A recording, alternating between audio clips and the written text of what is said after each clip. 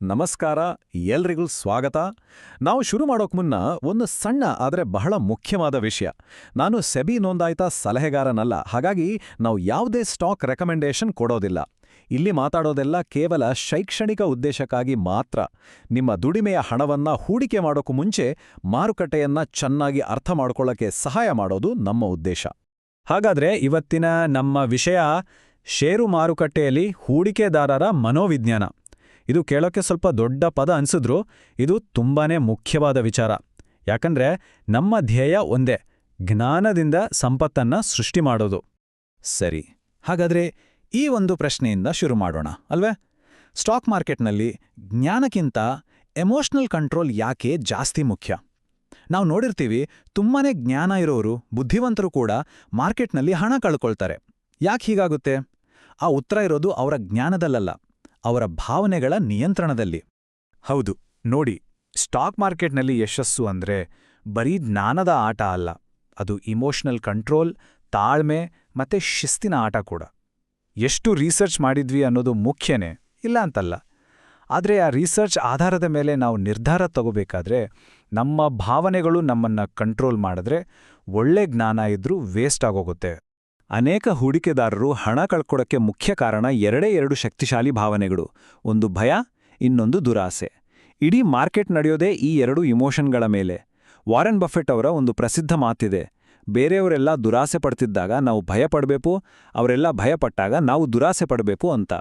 ಈ ಒಂದು ಸಣ್ಣ ವಾಕ್ಯವನ್ನ ಅರ್ಥ ಮಾಡಿಕೊಂಡು ಪಾಲಿಸಿದ್ರೆ ಸಾಕು, ನಾವು ಅರ್ಧ ಯುದ್ಧ ಗೆದ್ದ ಹಾಗೆ.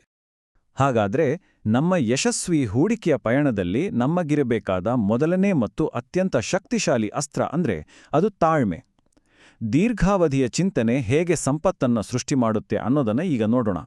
ಬನ್ನಿ, ಇಲ್ಲೊಂದು ಸಣ್ಣ ಉದಾಹರಣೆ ನೋಡೋಣ. ಇಬ್ರು ಹೂಡಿಕೆದಾರರು ಇದ್ದಾರೆ, ಎ ಮತ್ತು ಬಿ. ಇಬ್ರು ಒಂದೇ ಸ್ಟಾಕ್ನ ₹100ಗೆ ತಗೋತಾರೆ. 3 ತಿಂಗಳಲ್ಲಿ ಸ್ಟಾಕ್ ₹120 ಆಗುತ್ತೆ. ಹೂಡಿಕೆದಾರ ಎಗೆ ಅಬ್ಬಾ ಬೇಗ ಲಾಭ ಬಂತಲ್ಲ ಅಂತ ಖುಷಿಯಾಗಿ ಅದನ್ನು ಮಾರಿಬಿಡ್ತಾರೆ. ಆದರೆ ಹೂಡಿಕೆದಾರ ಬಿ ತಾಳ್ಮೆಯಿಂದ 5 ವರ್ಷ ಕಾಯ್ತಾರೆ. ಆಗ ಆ ಸ್ಟಾಕ್ ಬೆಲೆ ₹500 ಆಗಿರುತ್ತೆ. ನೋಡಿದ್ರ ವ್ಯತ್ಯಾಸ? ಇಲ್ಲಿ ಮ್ಯಾಜಿಕ್ ಮಾಡಿದ್ದು ಚಕ್ರಬಡ್ಡಿಯ ಶಕ್ತಿ ಮತ್ತು ಸಮಯ. ದೀರ್ಘಾವಧಿಯಲ್ಲಿ ಸಮಯವೇ ಹಣವನ್ನ ಬೆಳೆಸೋದು. ಸರಿ, ತಾಳ್ಮೆ ಆಯ್ತು. ಈಗ ನಾವು ಸಿಕ್ಕಾಕೊಳ್ಳೋ ಒಂದು ದೊಡ್ಡ ಬಲೆ ಬಗ್ಗೆ ಮಾತಾಡೋಣ. ಅದರ ಹೆಸರು ಫೋಮೋ, ಅಂದ್ರೆ ಫಿಯರ್ ಆಫ್ ಮಿಸ್ಸಿಂಗ್ ಔಟ್.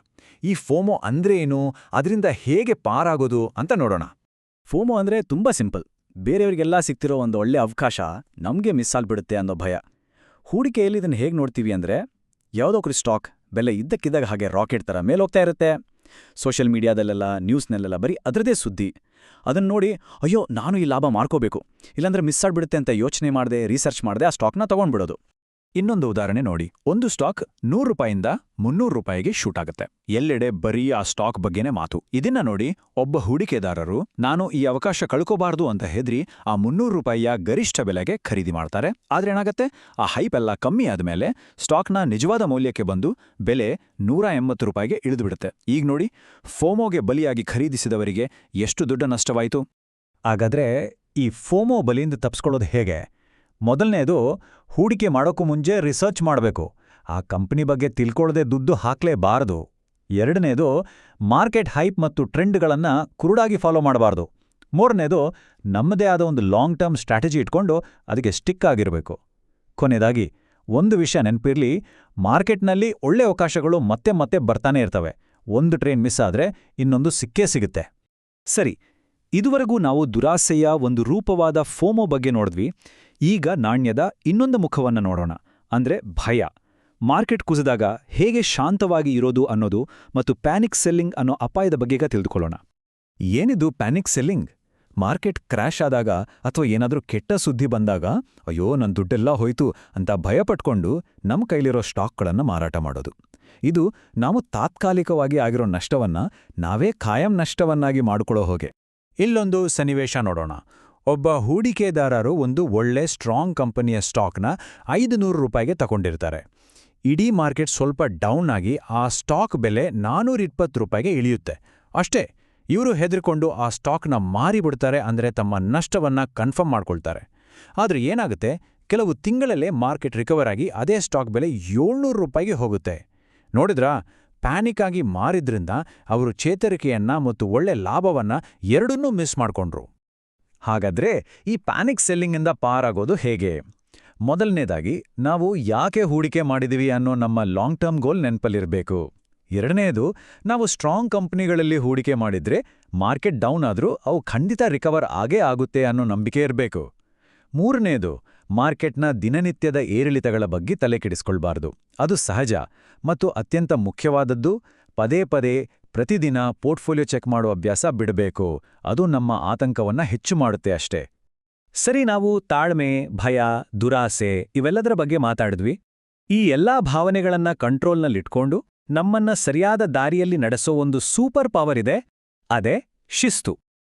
ಸ್ಥಿರವಾಗಿ ಸಂಪತ್ತನ್ನ ಸೃಷ್ಟಿ ಮಾಡೋದಕ್ಕೆ ಈ ಶಿಸ್ತೇ ಕೀಲಿಕೈ. ಹಾಗಾದ್ರೆ ಹೂಡಿಕೆಯಲ್ಲಿ ಶಿಸ್ತು ಅಂದ್ರೆ ಹೇಗಿರುತ್ತೆ? ಅಂದ್ರೆ ಪ್ರತಿ ತಿಂಗಳು ತಪ್ಪದೇ ಹೂಡಿಕೆ ಮಾಡೋದು, SIP ಥರ. ನಮ್ಮ ಪೋರ್ಟ್ಫೋಲಿಯೋವನ್ನ ಒಂದೇ ಕಡೆ ಹಾಕದೆ ಬೇರೆ ಬೇರೆ ಕಡೆ ಹಂಚೋದು, ಅಂದ್ರೆ ಡೈವರ್ಸಿಫೈ ಮಾಡೋದು. ಮತ್ತು ಫೋಮೋ ಮತ್ತು ಪ್ಯಾನಿಕ್ ಸೆಲ್ಲಿಂಗ್ ತರಹದ ಭಾವನಾತ್ಮಕ ನಿರ್ಧಾರಗಳಿಂದ ಯಾವಾಗಲೂ ದೂರ ಇರೋದು. ಒಳ್ಳೆ ಗುಣಮಟ್ಟದ ಹೂಡಿಕೆಗಳನ್ನ ದೀರ್ಘಕಾಲದವರೆಗೆ ಇಟ್ಕೊಳ್ಳೋದು. ಇದೇ ಶಿಸ್ತು. ಈ ಒಂದು ಮಾತನ್ನ ಚೆನ್ನಾಗಿ ನೆನ್ಪಿಟ್ಕೊಳ್ಳಿ. ಯಶಸ್ವಿ ಹೂಡಿಕೆದಾರರು ಅಂದ್ರೆ ತಪ್ಪು ಮಾಡದೇ ಇರೋರಲ್ಲ. ಬದಲಿಗೆ ಯಾರು ತಮ್ಮ ಭಾವನೆಗಳನ್ನ ಕಂಟ್ರೋಲ್ ಮಾಡ್ತಾರೋ ಅವರೇ ನಿಜವಾದ ಯಶಸ್ವಿ ಹೂಡಿಕೆದಾರರು. ತಪ್ಪುಗಳು ಎಲ್ರಿಂದಲೂ ಆಗುತ್ತೆ, ಆದ್ರೆ ಅದರಿಂದ ಪಾಠ ಕಲಿಯೋದು ಮುಖ್ಯ.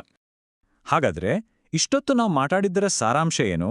ಷೇರು ಮಾರುಕಟ್ಟೆಯಲ್ಲಿ ನಿಜವಾದ ಯಶಸ್ಸು ಕಾಣೋಕೆ ಬೇಕಿರೋ ಸೀಕ್ರೆಟ್ ಇಂಗ್ರೀಡಿಯೆಂಟ್ಸ್ ಯಾವುದು? ಅವು ಮೂರೇ: 1 ತಾಳ್ಮೆ, 2 ಶಿಸ್ತು ಮತ್ತು 3 ದೀರ್ಘಾವಧಿಯ ಚಿಂತನೆ. ಇವಿಷ್ಟಿದ್ರೆ ಸಾಕು. ಕೊನೆಯದಾಗಿ ನಮ್ಮ ಧ್ಯೇಯ ವಾಕ್ಯವನ್ನ ಮರಿಬೇಡಿ. ಜ್ಞಾನದಿಂದ ಸಂಪತ್ತು ಸೃಷ್ಟಿ. ಅಂದ್ರೆ ಹೂಡಿಕೆ ಮಾಡುವ ಮುನ್ನ ಅರ್ಥ ಮಾಡಿಕೊಳ್ಳಿ. ಯಾವಾಗ ನಾವು ಒಂದು ವಿಷಯವನ್ನ ಸರಿಯಾಗಿ ಅರ್ಥ ಮಾಡ್ಕೊಳ್ತೀವೋ ಆಗ ನಮ್ಮ ಭಾವನೆಗಳು ನಮ್ಮನ್ನ ಕಂಟ್ರೋಲ್ ಮಾಡಲ್ಲ, ಬದಲಾಗಿ ನಾವೇ ನಮ್ಮ ಭಾವನೆಗಳನ್ನ ಕಂಟ್ರೋಲ್ ಮಾಡ್ತೀವಿ. ಧನ್ಯವಾದಗಳು.